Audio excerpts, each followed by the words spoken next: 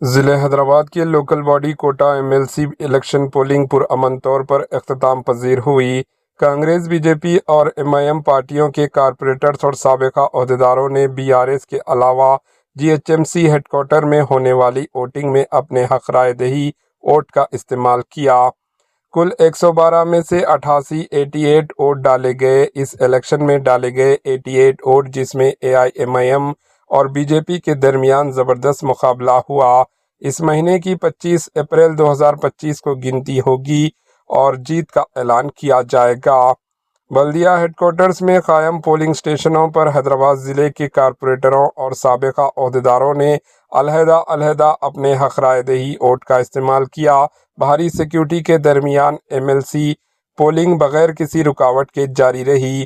انتخابی میدان میں بی جے پی اور MIM پارٹیوں کے ووٹر، اس کے بعد کانگریس کے ارکان ایک ایک کر کے اپنے ووٹ ڈالنے آئے۔